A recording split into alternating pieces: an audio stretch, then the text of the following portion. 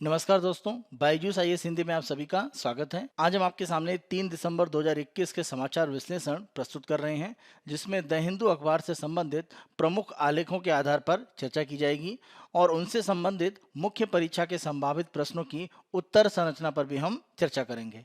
आज की अपनी चर्चा को प्रारंभ करने से पहले आज के सत्र के जो विषय हैं उनको हम देख लेते हैं।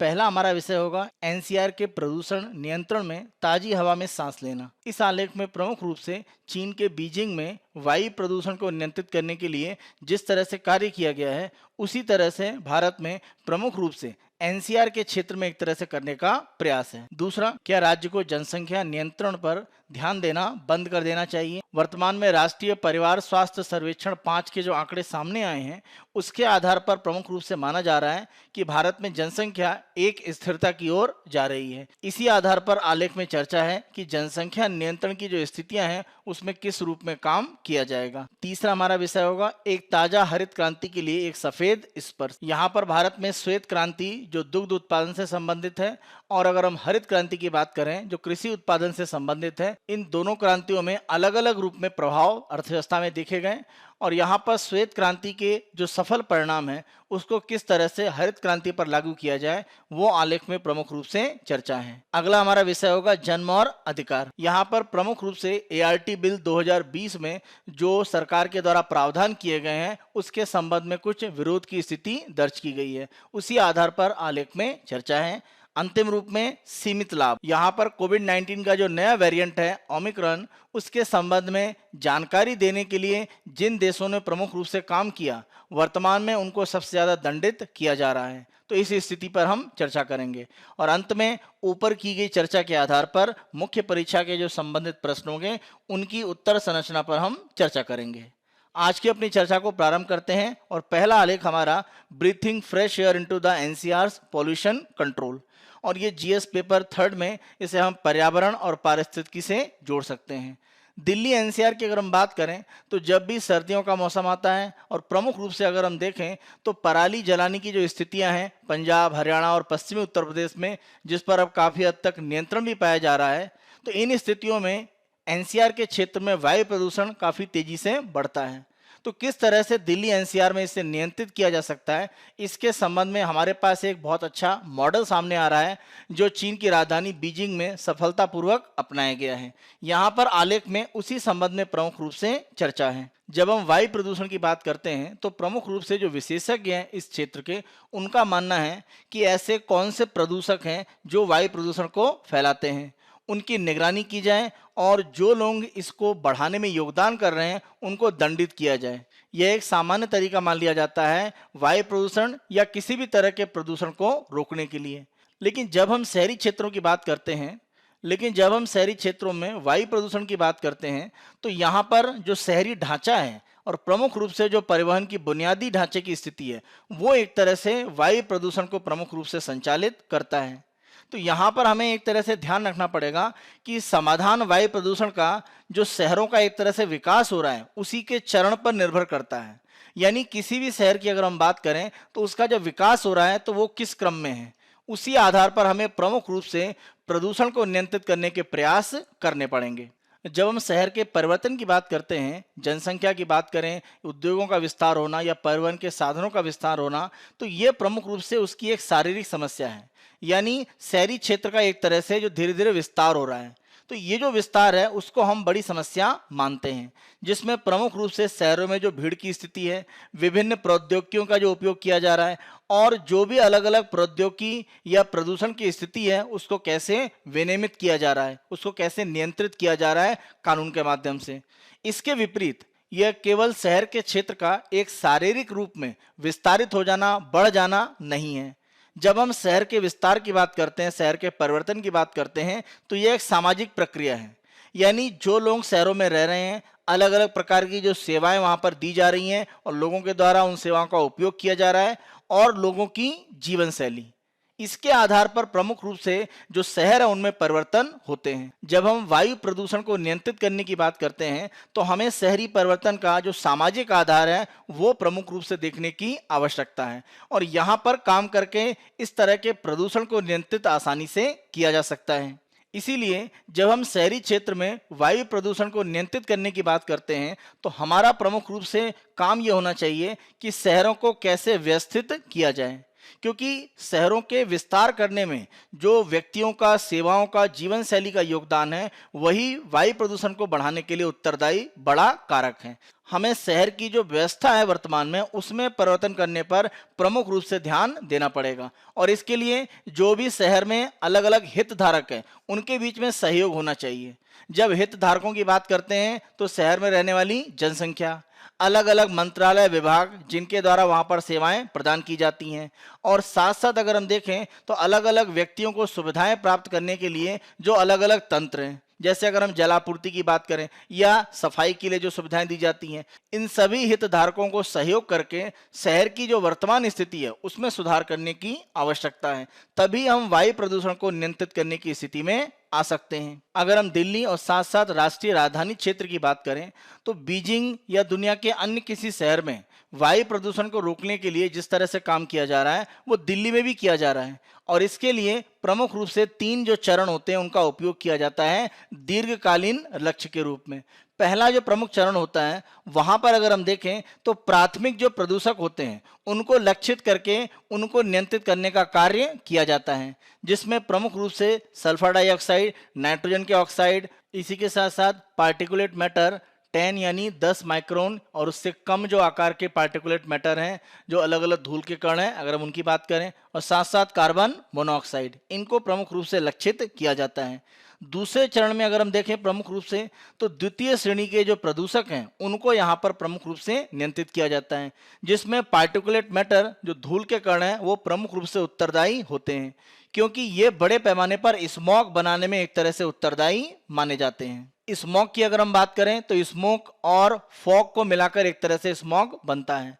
तो स्मॉग की जो स्थिति शहरी क्षेत्रों में एक धुंध के रूप में देखी जाती है, उसमें इस तरह के जो पार्टिकुलेट मैटर हैं, धूल के कण हैं, वो प्रमुख रूप से योगदान देते हैं। और इसमें प्रमुख रूप से अगर हम देखें तो पार्टिकुलेट मैटर 2.5 यानी 2.5 माइक्रोन और उससे नीचे के आकार के जो कण हैं वो प्रमुख रूप से इस तरह के प्रदूषण में योगदान देते हैं और इनको नियंत्रित करने के लिए दूसरे चरण में प्रमुख रूप से कार्य किया जाता है। ऊपर के दोनों चरण की अगर हम बात करें तो वो दिल्ली में, बीजिंग में या किसी भी शहर में अगर हम देखें तो सफलतापूर्वक लागू किए जा रहे हैं।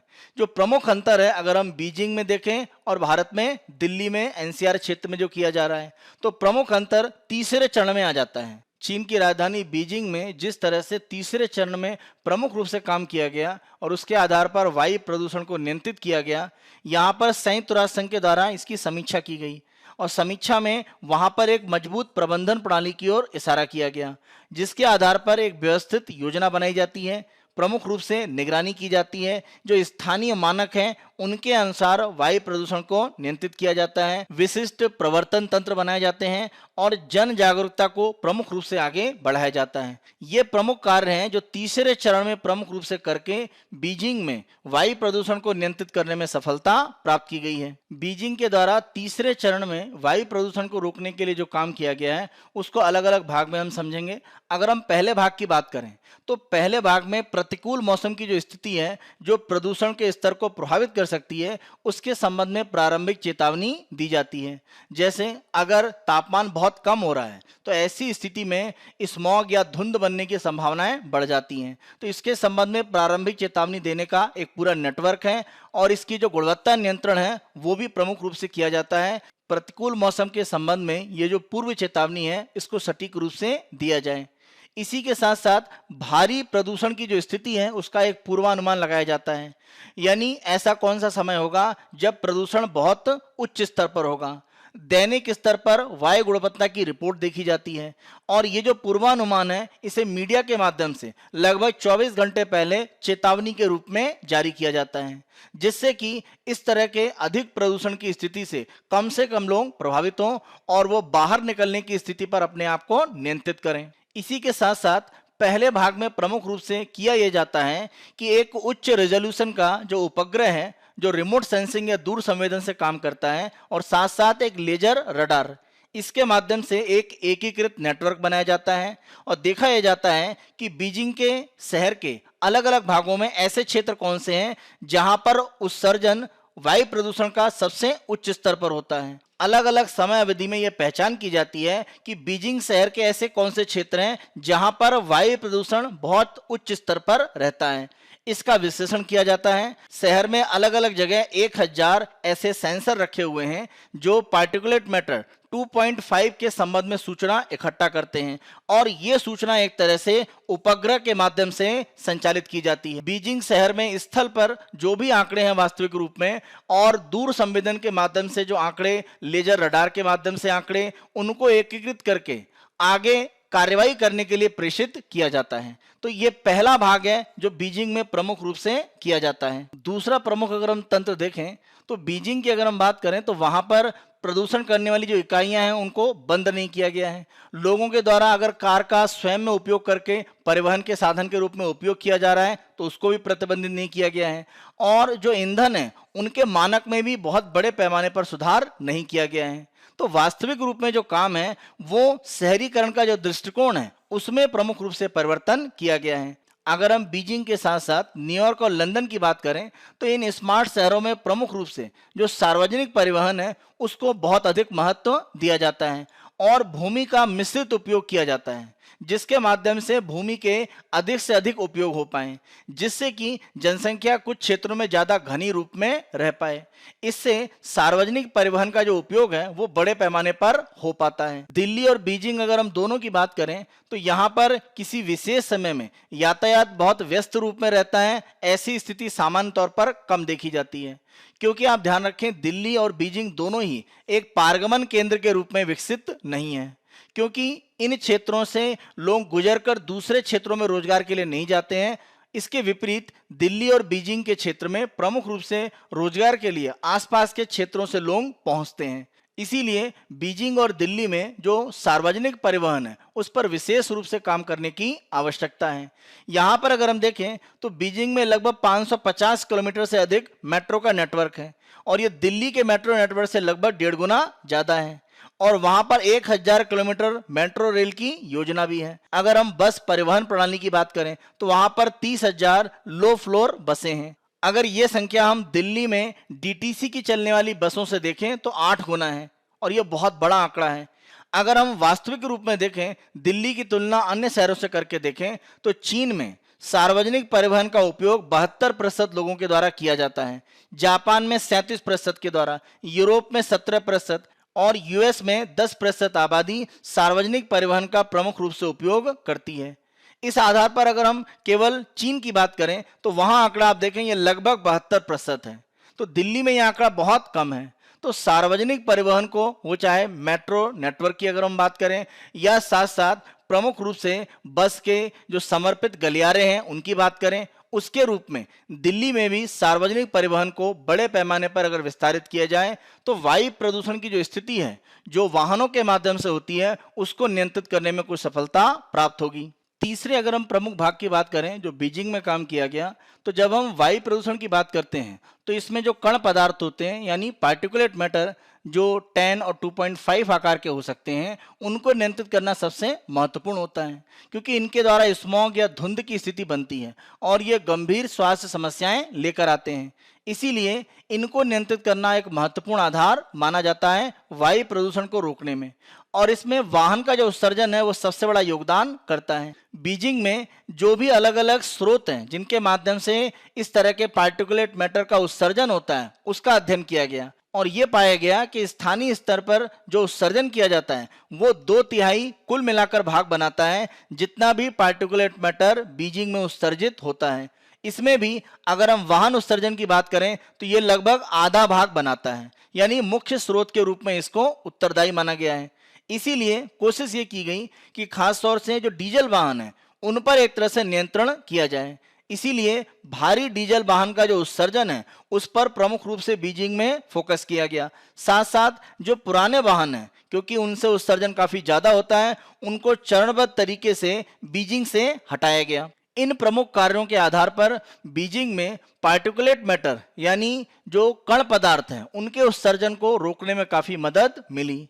अगर हम वर्तमान स्थिति में देखें तो बीजिंग ने 2022 तक इलेक्ट्रिक वाहनों के इस्तेमाल को बढ़ावा देने के लिए 48 लाख चार्जिंग पॉइंट बनाने की योजना बनाई है और अगर हम बीजिंग की तुलना में दिल्ली में देखें तो जो पंजीकृत वाहनों की संख्या है वो लगभग दोगुनी है। यानी जो उपाय बीजिंग में अपनाए गए हैं उनको दिल्ली में तेजी से अपनाने की आवश्यकता है। पार्टिकुलेट मैटर का जो उत्सर्जन है उसके जो स्रोत विभाजन है वो हमें ध्यान से करना पड़ेगा।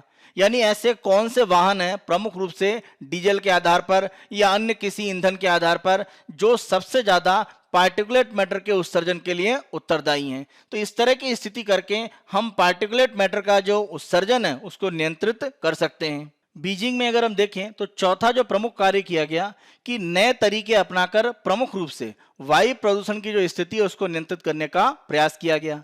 जैसे अगर हम देखें औद्योगिक जो ढांचा है उसकी अगर हम बात करें तो औद्योगिक ढांचे में प्रमुख रूप से अलग अलग जो उद्योगों की संरचना है, उत्पादन की जो प्रक्रियाएं हैं और जो उपकरण हैं उनको बदलने या उनको नई टेक्नोलॉजी या उन्नत टेक्नोलॉजी में परिवर्तित करने के लिए प्रयास किए गए स्थानीय स्तर पर, जिससे कुल उत्सर्जन जो हो रहा है हानिकारक गैसों का उसको नियंत्रित किया जाए और उनकी जो सघनता है यानी किसी एक स्थान से ज्यादा प्रदूषण जो हो रहा है उसको रोकने के लिए प्रमुख रूप से प्रयास किए गए। उद्योगों के लिए दो तरह के ढांचे बनाए गए। जो उच्च प्रदूषण करने वाले उद्योग हैं उनको विकल्प दिया गया कि वो कुछ सब्सिडी के आधार पर अपना उत्पादन बंद कर सकते हैं। अगर वो उत्पादन को आगे बनाए रखना चाहते हैं तो जो गैस का वो उत्सर्जन कर रहे हैं अपने उद्योग से उसकी सघनता के अनुसार उनको अलग अलग प्रकार के शुल्क या जुर्माने की स्थिति है वो देना पड़ता है। तो उद्योगों को दोनों तरह के विकल्प यहाँ पर दिए गए। बीजिंग में वायु प्रदूषण को नियंत्रित करने के लिए वहाँ की नगर पालिका के द्वारा जो कार्य किए जा रहे हैं और राज्य स्तर पर जो भी प्रमुख रूप से कार्य करने की स्थितियां हैं उनके बीच में समन्वय बनाया जाता है और प्रत्येक स्तर पर अलग अलग जिम्मेदारियां होती हैं और सहयोग के लिए एक तंत्र बना हुआ है जिससे नगर पालिका स्तर पर और राज्य के स्तर पर जो सहयोग है उसको सुनिश्चित किया जा सके। बीजिंग में नगर पालिका के अलग अलग दल जिनके द्वारा पर्यावरण के कानूनों को लागू किया जाता है वो अलग अलग जो प्रदूषण के स्रोत हैं उनके संबंध में एक विस्तृत सूची बनाते हैं और अलग अलग क्षेत्रों में उसका निरीक्षण किया जाता है कि इन स्रोतों के जो उत्सर्जन है वो किस रूप में और कितने हो रहे हैं और इसके आधार पर हॉट स्पॉट बनाए जाते हैं जहां पर उत्सर्जन की स्थिति ज्यादा है और इस तरह के जो हॉट स्पॉट हैं उनकी जांच की जाती है और अगर कोई मामला गंभीर लगता है तो अंतिम रूप में नगर पालिका राष्ट्रीय स्तर पर यानी जो केंद्र की वहां सरकार का भाग है उसको सूचना पहुंचाकर जो भी नियंत्रण की स्थितियां हैं उसको आगे बढ़ाती है। अंतिम रूप में अगर हम देखें तो बीजिंग में वायु प्रदूषण को नियंत्रित करने के लिए प्रमुख रूप से आधार यह है कि जो भी वहां पर वायु प्रदूषण को नियंत्रित करने के लिए कार्य किए जा रहे हैं उनका एक स्वतंत्र मूल्यांकन किया जाता है और यह देखा जाता है कि वायु गुणवत्ता की जो प्रणाली है वो किस स्तर पर काम कर रही है। तो मूल्यांकन जब स्वतंत्र रूप में होता है तो किसी भी तरह की गलती होने की संभावनाएं नहीं होती हैं और अगर कोई गलती पकड़ी जाती है तो उसका सही रूप में निवारण किया जाता है। इसी के साथ साथ जो भी अलग अलग प्रदूषण को कम करने के लिए क्षेत्र चुने जाते हैं बीजिंग में उनको देखा जाता है कि वहां पर कमी किस रूप में है या जो योजना बनाई गई है उसका प्रभाव कैसा पड़ रहा है, इसका भी आकलन प्रमुख रूप से किया जाता है। अगर किसी तरह की नई चुनौती है तो उसका विश्लेषण किया जाता है और वायु की गुणवत्ता में और सुधार लाने के लिए सार्वजनिक समर्थन का प्रमुख रूप से प्रयास किया जाता है क्योंकि जब तक लोगों का समर्थन इस तरह की नीति में नहीं होता है इसको सही रूप में लागू नहीं किया जा सकता है। तो ये भी वहां पर प्रमुख रूप से किया गया।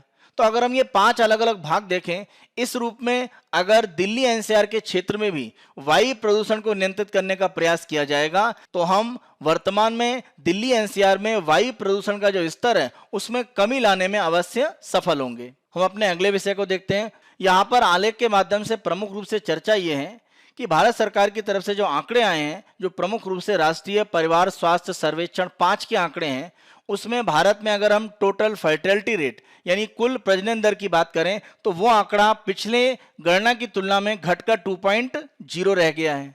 तो ऐसी स्थिति में जो प्रतिस्थापन की दर होती है 2.1 उससे भी हम नीचे के स्तर पर पहुंच चुके हैं।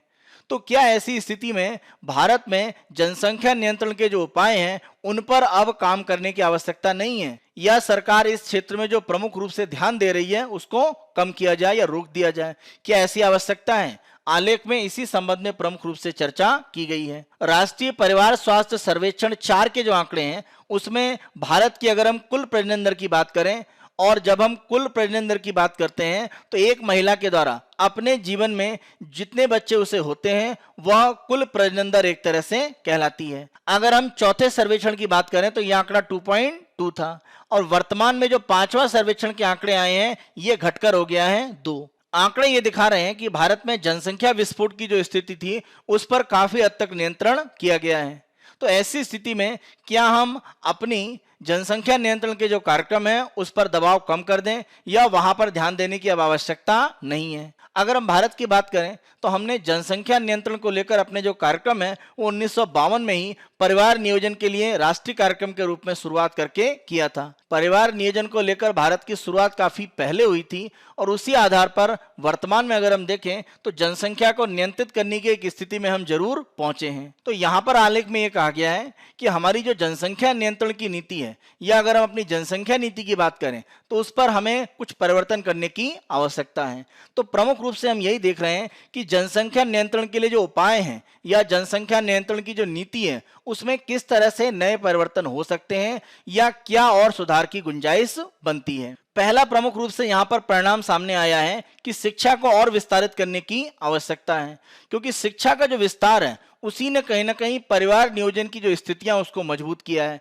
अगर हम प्रमुख रूप से देखें तो महिलाओं में शिक्षा का जो बड़ा स्तर है उसने परिवार नियोजन की स्थिति को मजबूत किया है। आंकड़े ये भी बताते हैं कि परिवार नियोजन का प्रमुख आधार इस पर भी निर्भर करता है कि आप प्रमुख रूप से कहाँ रहते हैं, आपके पास संपत्ति कितनी है और आपकी उम्र क्या है। यानी सार्वभौमिक रूप में जनसंख्या नियंत्रण को लेकर सभी जगह प्रयास हो रहे हैं, सभी व्यक्ति प्रयास कर रहे हैं, ऐसा नहीं है। तो अलग अलग जो प्रमुख शहरी क्षेत्र हैं जहां पर शिक्षा का स्तर काफी उच्च है, जहां पर आय के स्तर में तेजी से वृद्धि हुई है, वहां पर जनसंख्या के जो नियंत्रण की स्थिति है वो ज्यादा सकारात्मक दिख रही है। इसीलिए हमें जनसंख्या की जो अपनी नियंत्रण की नीति है उस पर और तेजी से काम करते हुए उसमें कुछ सुधार करने की आवश्यकता है। वर्तमान सर्वेक्षण के आंकड़े स्पष्ट रूप से बता रहे हैं कि किशोर में गर्भधारण की जो स्थिति है वो काफी उच्च है। इसका मतलब किशोरों के पास परिवार नियोजन के संबंध में जो भी सुविधाएं हैं वो आसानी से उपलब्ध नहीं है या वो उसका उपयोग नहीं कर रहे हैं। तो उनके पास परिवार नियोजन के संबंध में अगर सेवाएं कम पहुंच रही हैं तो ये चिंताजनक स्थिति है। तो यहाँ पर हमें काम करने की आवश्यकता है कि किशोरों के पास परिवार नियोजन के संबंध में जो भी अलग अलग साधन हैं उनके संबंध में जानकारी प्रमुख रूप से पहुंचाई जाए। इसी के साथ साथ आवश्यकता ये भी है कि वर्तमान में लड़कियों के लिए शादी की जो उम्र है उसको एक बढ़ाने की आवश्यकता है और साथ साथ लड़कियों को उनके सशक्तिकरण और विकास के लिए स्कूल विश्वविद्यालय में रखने की जो आवश्यकता है उसको बढ़ाना पड़ेगा। यानी स्कूलों में और विश्वविद्यालय में जो भी एक तरह से लड़कियों का समय गुजर रहा है उसको और ज्यादा लंबा करना पड़ेगा। साथ साथ हमारी कोशिश ये रहनी चाहिए कि अगर शादी की उम्र बढ़ती है तो एक तरह से गर्भधारण की जो स्थिति है वो भी आगे समय में बढ़ेगी और ऐसी स्थिति में प्रमुख रूप से जनसंख्या नियंत्रण की जो स्थितियां हैं उनको लेकर भविष्य में एक मजबूती आ सकती है। आंकड़ों में यह भी तथ्य सामने आया है कि जब हम परिवार नियोजन की बात करते हैं तो प्रमुख रूप से महिलाओं ने इसकी जिम्मेदारी ज्यादा निभाई है, पुरुषों ने इसको बहुत ज्यादा सही तरीके से आगे नहीं बढ़ाया है। महिलाओं में अगर हम सामान्य रूप में परिवार नियोजन की पूरी स्थिति देखें तो 2 बच्चों के बीच में एक गर्भपात की स्थिति भी मानी गई है और इसके लिए गर्भ निरोधक का कोई उपयोग न करना प्रमुख रूप से उत्तरदायी माना जा रहा है। यानी महिलाओं के पास परिवार नियोजन के संबंध में जो अस्थायी साधन है उनके संबंध में प्रमुख रूप से जानकारी नहीं है। इसी के साथ साथ अंतिम रूप में परिवार नियोजन के लिए महिलाओं के द्वारा जो नसबंदी करने की स्थिति है वो ज्यादा एक तरह से सामने आई है। पुरुष नसबंदी की स्थिति उतनी अच्छी नहीं है जितनी महिलाओं की है। तो यहाँ पर परिवार नियोजन के कार्यक्रम में जिस तरह से महिलाओं की भागीदारी अधिक है, पुरुषों की कम है, ये चिंताजनक स्थिति है। और साथ साथ पुरुष और महिलाओं के बीच में गर्भ निरोध के लिए जो अस्थायी साधन है उनका प्रचार और करने की आवश्यकता है, क्योंकि अगर ऐसा होता तो गर्भपात की जो सामान्य स्थिति है वो महिलाओं में अधिक नहीं होती। अगर हम भारत में सामान्य वर्ष में गर्भपात के आंकड़े देखें तो ये लगभग 16.4 मिलियन के आसपास हैं और ये स्थिति दिखाती है कि गर्भ निरोधक के रूप में जो अस्थायी साधन है उनके उपयोग को लेकर प्रचार उतने बड़े पैमाने पर नहीं है। अन्यथा इस तरह से गर्भपात के जो आंकड़े हैं वो वार्षिक रूप में इतने बड़े नहीं होते। तो यहाँ पर प्रमुख रूप से कार्य करने की आवश्यकता है। इसी के साथ साथ परिवार नियोजन के कार्यक्रम में जो नवाचार हैं, जो नए तकनीक आ रही हैं, वो भी प्रचारित हमें करने की आवश्यकता है, जिससे महिलाओं के ऊपर जो ज़्यादा जिम्मेदारी है परिवार नियोजन को लेकर, उसके भार को कम किया जाए और महिला और पुरुष दोनों पर इसकी भागीदारी समान रूप में बराबर बंटनी चाहिए। जैसा भी हमने आंकड़ा देखा कि वार्षिक रूप में 16.4 मिलियन के आसपास गर्भपात होते हैं भारत में, तो यहाँ पर आंकड़ों में यह भी सामने आया है कि सामान्य रूप में कोई भी दंपत्ति गर्भपात को गर्भ निरोधक के तौर पर इस्तेमाल कर रहे हैं, और यह एक तरह से दिखाता है कि अस्थायी साधन जो गर्भ निरोध के हो सकते हैं, उनके उपयोग को लेकर बहुत अधिक जानकारी दंपत्तियों में नहीं है। तो यहाँ पर हम काम करके गर्भपात को गर्भ निरोधक के रूप में जो प्रयोग किया जा रहा है, उस स्थिति को भी घटा सकते हैं। महिलाओं की तुलना में पुरुषों की भागीदारी जो कम है, अगर हम बढ़ाना चाहते हैं तो हमें और अधिक संवाद करने की आवश्यकता है, यानी व्यवहार परिवर्तन प्रमुख रूप से करने की आवश्यकता है और जागरूकता फैलाकर पुरुषों में एक तरह से परिवार नियोजन को लेकर जो स्थितियां हैं, उनको सकारात्मक करना पड़ेगा। जो भी भ्रम या दुष्प्रचार की स्थिति उनके पास है परिवार नियोजन को लेकर, उसको दूर करने की आवश्यकता है। हमारी जनसंख्या नीति में एक बड़ा परिवर्तन हो सकता है अगर हम अपने सामाजिक मानदंडों को कुछ परिवर्तित करें, और प्रमुख रूप से अगर हम अपनी युवा आबादी की बात करें, क्योंकि अगर हम भारत में देखें तो यौन शिक्षा को लेकर अभी भी स्थितियां सामान्य नहीं है और इसको एक तरह से पूर्ण रूप में स्वीकार नहीं किया जाता है। तो ये स्थितियां हमें बदलने की आवश्यकता है। भविष्य में अगर हम देखें तो हमारी जनसंख्या की जो गति है वो युवाओं से प्रमुख रूप से आने वाली है, और ऐसी स्थिति में युवाओं में जो भी यौन शिक्षा या इस तरह के अन्य जो मानदंड है वो हमें मजबूत करने पड़ेंगे। परिवार नियोजन की अगर अधिक जिम्मेदारी केवल महिलाओं पर रहती है और प्रमुख रूप से उनके द्वारा अगर नसबंदी के माध्यम से परिवार नियोजन को आगे बढ़ाया जाता है, तो अनुसंधान के माध्यम से यह भी सिद्ध हुआ है कि इससे उनके स्वास्थ्य पर प्रतिकूल प्रभाव पड़ता है। और यहाँ पर महिलाओं को भी शिक्षित करने की आवश्यकता है कि कुछ महिलाओं के ऐसे विचार माने जाते हैं कि अगर पुरुष नसबंदी कराएंगे तो ये स्थिति उनके दाम्पत्य जीवन के लिए सुरक्षित नहीं है। तो इस तरह के जो दुष्प्रचार हैं उनको समाप्त करने की आवश्यकता है, और इसके लिए सरकार को जागरूकता और प्रचार अभियान बड़े पैमाने पर करना पड़ेगा। इसके लिए प्रमुख रूप से अर्ध शहरी क्षेत्र और जो हमारे ग्रामीण क्षेत्र हैं, वहां पर सरकार को और ज्यादा कार्य करने की आवश्यकता है। अंतिम रूप में अगर हम देखें तो हम परिवार नियोजन को परिवार कल्याण में बदलने की बात को प्रमुख रूप से आगे बढ़ाएं। तो परिवार को नियोजित करने की जगह परिवार के कल्याण की बात की जाए, क्योंकि अगर एक परिवार में बच्चों की संख्या कम रहती है तो बच्चों की शिक्षा, बच्चों के जीवन स्तर और बच्चों के रखरखाव में हम अधिक ध्यान दे सकते हैं। तो परिवार नियोजन को परिवार कल्याण का जो स्तर है उस पर लाने की आवश्यकता है, और जब हम परिवार कल्याण की बात करेंगे तो यहाँ पर पुरुष और महिला दोनों के कल्याण को लेकर स्थितियां बनती हैं। इसीलिए भारत की जो जनसंख्या नीति है उसमें एक बड़ा परिवर्तन करने की आवश्यकता है, और जनसंख्या नीति का मतलब केवल प्रजनन क्षमता के संबंध में परिवर्तन नहीं करना। प्रमुख रूप से अगर हम देखें तो मृत्यु दर और जो प्रवास होता है, एक स्थान से दूसरे स्थान लोग रोजगार या अन्य किसी कारण से भारत में अगर यात्रा करते हैं या बसते हैं, तो ये जो प्रवास की स्थिति है ये भी जनसंख्या नीति का एक बड़ा भाग है। भविष्य की हमारी जनसंख्या नीति में हमें मृत्यु दर को कम करने, वृद्धावस्था में जीवन की गुणवत्ता बढ़ाने और प्रवास नीति, इन तीनों को एक तरह से शामिल करने की आवश्यकता है। इसी आधार पर हम वर्तमान में जनसंख्या नियंत्रण की जो स्थितियां हैं उनको और मजबूत करके परिवार के स्तर पर कल्याण की जो स्थितियां उसको बढ़ा सकते हैं, और महिला और पुरुष की जनसंख्या नियंत्रण को लेकर जो भागीदारी है उसको समान स्तर पर लाना भी भविष्य की हमारी जनसंख्या नीति का प्रमुख आधार होना चाहिए। हम अपने अगले विषय को देखते हैं, a white touch to a refreshed green revolution. यहाँ पर प्रमुख रूप से आलेख में चर्चा यह है कि श्वेत क्रांति, जिसके माध्यम से भारत में दुग्ध उत्पादन को तेजी से बढ़ाया गया, उसके प्रमुख सफल भागों का उपयोग हरित क्रांति को और अधिक मजबूत करने के लिए उपयोग किया जा सकता है। इसी संबंध में आलेख में प्रमुख रूप से चर्चा है। दोनों क्रांतियां यानी हरित क्रांति और श्वेत क्रांति की अगर हम बात करें तो प्रमुख रूप से जो अंतर है वो अलग अलग उद्देश्यों के रूप में दिखाई पड़ता है। हरित क्रांति की अगर हम उद्देश्य की बात करें तो प्रमुख उद्देश्य था कृषि उत्पादन में वृद्धि करना। भारत में खाद्यान्न की जो कमी थी और हमें खाद्यान्न को आयात भी करना पड़ता था, उस स्थिति को हम एक तरह से बदल पाए। श्वेत क्रांति की अगर हम बात करें तो प्रमुख रूप से आनंद गुजरात में अमूल के माध्यम से एक बड़ा जो आंदोलन खड़ा किया गया, वहां पर उद्देश्य दूध के उत्पादन को बढ़ाना नहीं था।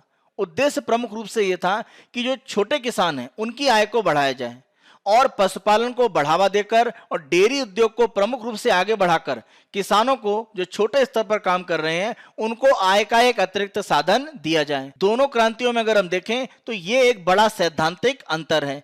एक जगह उत्पादन को बढ़ाने की बात है, जबकि दूसरी तरफ किसानों की जो छोटे स्तर पर काम कर रहे हैं उनकी आय को बढ़ाना प्रमुख रूप से लक्ष्य था। इसी के साथ साथ अगर दोनों में प्रमुख रूप से एक अंतर और हम देखें तो हरित क्रांति का प्रमुख उद्देश्य यह था कि विज्ञान और दक्षता के जो सिद्धांत हैं उनका उपयोग करके तकनीकी रूप से कृषि क्षेत्र में उत्पादन की स्थितियों को बढ़ाना, जैसे मशीनों का अलग अलग तरीके से उपयोग करना, जो भी बीज की उन्नत किस्में उनका उपयोग करना, रासायनिक खादों, कीटनाशी, खरपतवारनाशी इनका उपयोग करना। इस आधार पर तकनीक का प्रमुख रूप से कृषि में उत्पादन बढ़ाने के लिए उपयोग किया गया। इसके विपरीत अगर हम श्वेत क्रांति की बात करें तो यह प्रमुख रूप से समानता के सिद्धांतों पर संचालित हो रही थी और ये सामाजिक आर्थिक एक तरह से एक आधार को लेकर चल रही थी, क्योंकि जब हम किसी क्षेत्र में एक तरह से लोगों की आय को बढ़ाने की बात करते हैं तो वो उनके सामाजिक आर्थिक उत्थान को भी मजबूत करती है। तो दोनों में अगर हम देखें तो ये भी एक बड़ा अंतर दिखाई देता है। हरित क्रांति की अगर हम बात करें तो इसके माध्यम से कृषि उत्पादन को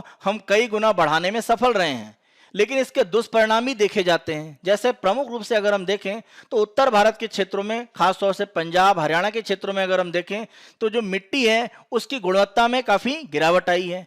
इसी के साथ साथ जल संसाधन की स्थिति उसमें भी गिरावट आई है। तो ये सारी जो स्थितियां हैं वो इसके दुष्परिणाम के रूप में देखी जाती हैं। अगर हम श्वेत क्रांति का प्रमुख रूप से अध्ययन करें तो हमें कुछ ऐसे प्रमुख सबक मिल सकते हैं जिनका उपयोग करके वर्तमान जो हरित क्रांति है उसको हम एवरग्रीन रिवॉल्यूशन में, यानी सदैव हरित रूप में एक क्रांति में परिवर्तित कर सकते हैं। श्वेत क्रांति में अगर हम देखें तो जो अमूल के रूप में एक बड़ा आंदोलन खड़ा हुआ, उद्यम के रूप में उद्देश्य यह था कि एक समावेश और न्याय संगतता को प्राप्त किया जाए, और यह प्रमुख रूप से उद्देश्य था जो भी वहां पर निवेशक थे उनको अच्छा रिटर्न प्राप्त हो पाए। ऐसी स्थिति श्वेत क्रांति में बिल्कुल नहीं थी। और उद्देश्य यह था कि जो भी श्रमिक काम कर रहे हैं, जो भी छोटी संपत्ति वाले मालिक हैं, उनकी आय और धन में वृद्धि यहां पर उद्देश्य था। तो छोटे स्तर पर जो लोग श्वेत क्रांति से जुड़े थे उनकी आय बढ़ाना लक्ष्य था।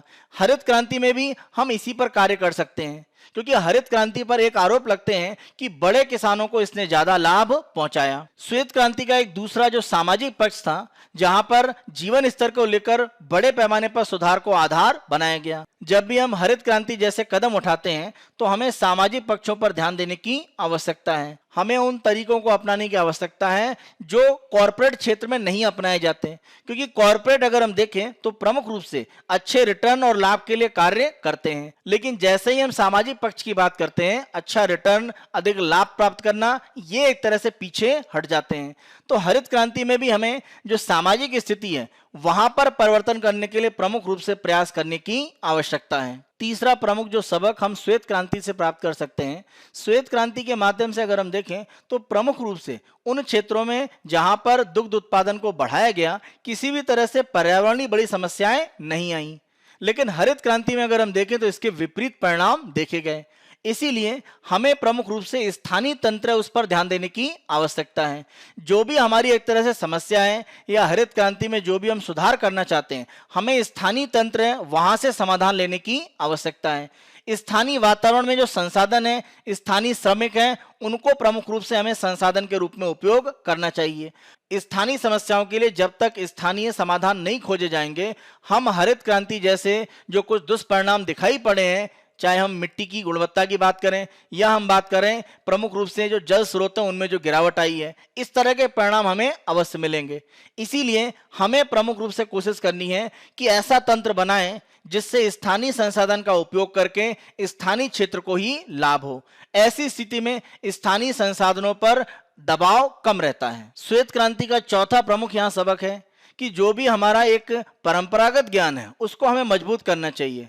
खासतौर से हमारे ग्रामीण क्षेत्र में या स्थानीय स्तर पर उसका उपयोग करके हमें आगे बढ़ना चाहिए। जैसे अगर हम अपने ग्रामीण क्षेत्र में देखें तो कृषि के लिए जो भी परंपरागत तरीके अपनाए जा रहे हैं उसमें तकनीक का उपयोग जरूर किया जाए, लेकिन परंपरागत जो ज्ञान है उसका भी वहां पर उपयोग किया जाए। उससे परिणाम हमें ऐसे प्राप्त होंगे जिससे पर्यावरण को और खास तौर पर अगर मिट्टी की बात करें उस तरह के नुकसान नहीं होंगे जैसे हमें हरित क्रांति में देखने को मिले हैं। पांचवा और अगर हम अंतिम यहाँ पर सबक देखें तो श्वेत क्रांति में जो परिवर्तन एक तरह से लाया गया दुग्ध उत्पादन को लेकर, वो क्रमिक रूप में था, यानी अचानक बड़े परिवर्तन नहीं किए गए। तो अगर हमें स्थायी परिवर्तन करने हैं तो विकास की जो स्थिति है वो स्थिर प्रक्रिया के द्वारा हो सकती है, यानी हमें धीरे धीरे परिवर्तन करने की आवश्यकता है क्रमिक रूप में। तो अगर हमारा परिवर्तन क्रमिक रूप में होगा तो उसके दुष्प्रभाव उतने बड़े पैमाने पर नहीं होंगे। जिस प्रकार किसी बीमारी के इलाज के लिए दवा का उपयोग करके और अन्य प्रकार के परिवर्तन अपने शरीर पर करवा के हम कुछ लाभ जरूर प्राप्त कर सकते हैं बीमारी में इलाज के रूप में, लेकिन लंबे समय तक ये हमारे शरीर को बड़े नुकसान पहुंचाते हैं जो अलग अलग साइड इफेक्ट के रूप में हमें दिखाई पड़ते हैं। इसी तरह की स्थिति अगर हम देखें तो हरित क्रांति में भी रही, जहां पर वैज्ञानिक रूप में प्रबंधन किया गया, रासायनिक खादों का, अन्य प्रकार के जो रासायनिक उत्पाद हैं उनका खेती में बड़े पैमाने पर उपयोग किया गया। इससे उत्तर भारत में अगर हम देखें तो मिट्टी की गुणवत्ता और जल संसाधनों पर नकारात्मक प्रभाव पड़ा। तो हमें स्थायी रूप में अगर किसी भी तरह का विकास करना है तो स्थानीय साधन का उपयोग करके और क्रमिक रूप में विकास करने की आवश्यकता है। आधुनिक वैज्ञानिक तरीकों का उपयोग करके पूर्व सोवियत संघ और संयुक्त राज्य अमेरिका में कृषि उत्पादन में बहुत तेजी से परिवर्तन जरूर हुआ, लेकिन अगर हम इसका सामाजिक और आर्थिक एक दूसरा पक्ष देखें तो सोवियत संघ में किसानों का लगभग एक तरह से समाप्ति वहां पर देखी गई आगे चल के, और संयुक्त राज्य अमेरिका में छोटे किसान हैं उनका एक तरह से अंत हुआ और बड़े किसान प्रमुख रूप से आगे बढ़े। तो इस तरह का जो तंत्र है जो पूर्ण रूप से केवल एक वैज्ञानिक आधार पर चलेगा, जिसमें सामाजिक, आर्थिक और स्थानीय पक्ष नहीं होते हैं, इस तरह के दुष्परिणाम भी देता है। अगर किसी तरह के लोकतांत्रिक व्यवस्था में हम आर्थिक शासन की बात करते हैं, आर्थिक लाभ की बात करते हैं, तो उसका अंतिम रूप में सार यह है कि कोई भी उद्यम वो हरित क्रांति के रूप में कृषि क्षेत्र में हो सकता है या श्वेत क्रांति के रूप में दुग्ध उत्पादन में हो सकता है, वो लोगों के लिए होना चाहिए, लोगों के द्वारा किया जाना चाहिए, और लोगों के द्वारा ही एक तरह से जो अलग अलग उसमें प्रमुख घटक हैं उनको वो संचालित करें, तभी एक तरह से उसका लाभ हो सकता है। जैसा अगर हम प्रमुख रूप से श्वेत क्रांति के माध्यम से अमूल के रूप में जो बड़ा आंदोलन हुआ और सफल रूप में रहा, उसके परिणाम के आधार पर कह सकते हैं। इसी तरह की स्थिति हमें हरित क्रांति में भी दोहराने की आवश्यकता है। हम अपने अगले विषय पर आते हैं। तो यहाँ पर अगर हम देखें तो कल हमने प्रमुख रूप से एक विस्तृत चर्चा करी थी।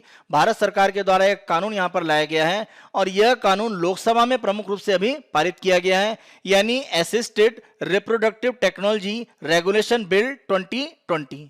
इसमें प्रमुख रूप से जो परिवर्तन किए गए हैं उसके संबंध में कुछ विरोध यहाँ पर किया जा रहा है, यानी कुछ परिवर्तन और आशा की जा रही थी वो नहीं किए गए हैं। Assisted reproductive technology regulation bill 2020 की अगर हम बात करें तो प्रमुख रूप से इसे सहायक प्रजनन प्रौद्योगिकी विनियमन बिल 2020 कहा जाता है।